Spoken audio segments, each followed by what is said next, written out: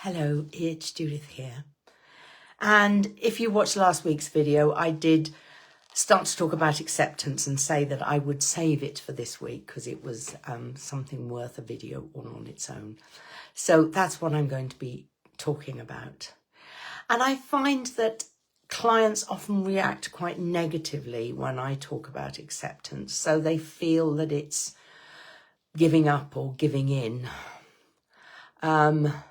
What I'm talking about is accepting those things that you can't do anything about. So it comes up in lots of situations. I mean, it's part of the grieving process, accepting that the person or pet that you're grieving for is no longer with us, and getting to the point when you can remember the good times as opposed to being overwhelmed by the bad times.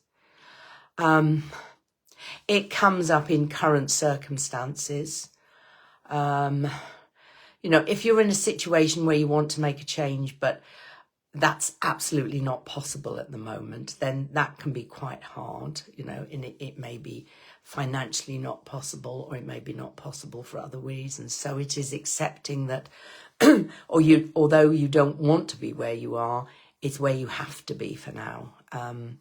And I can understand why people see that as giving in, but if there is no other option, then accepting where you are and making plans for where you want to be and knowing exactly what you have to do to get to the point where you can implement those plans is the most positive way of approaching it.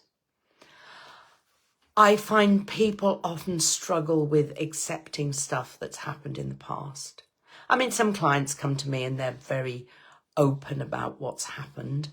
They don't perhaps always realise the significance, the long-term significance of what has happened to them, particularly in childhood.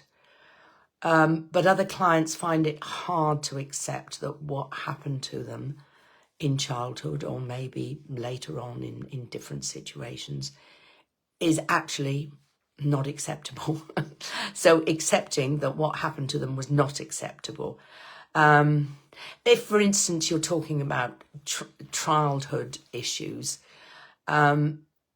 many people, and I can understand why, are reluctant to blame the people who did whatever it was. And I'm not talking about, the extremes of abuse. I'm just talking about more emotional abuse than physical or sexual abuse. And emotional abuse is harder to recover from, certainly, than physical abuse.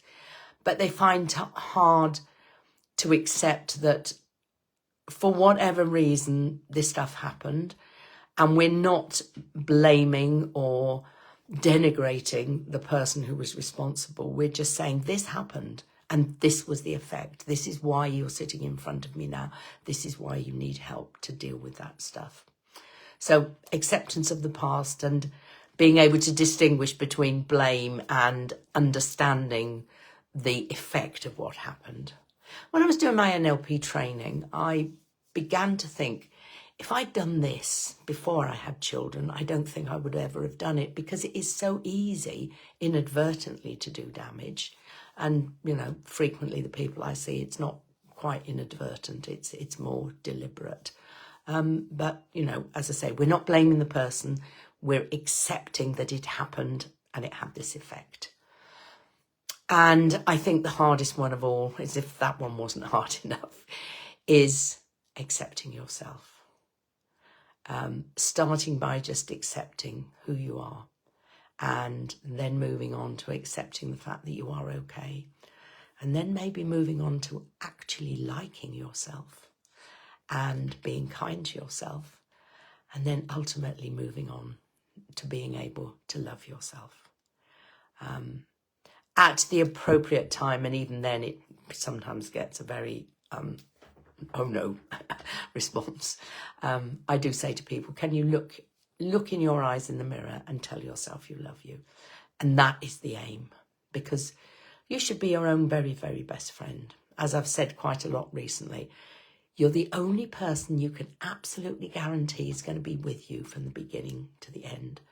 And many of us treat ourselves really, really badly. So accepting yourself for who you are and where you are in life, and making the changes that you want to make, but not beating yourself up about anything. Just accepting that, as I say, let's just start with I'm okay. And then we can move on to I like me. And then the ultimate, I love me. And it is very powerful, believe me, if you can do that. So if any of this rings any kind of chord and you just want to chat about it, or you would like some help with it, then you know how to get in touch with me, and I'd be delighted to speak to you, and even more delighted to help you if I can. Okay, that's me for today. Take care of yourself as always, and I will see you again next week. Bye.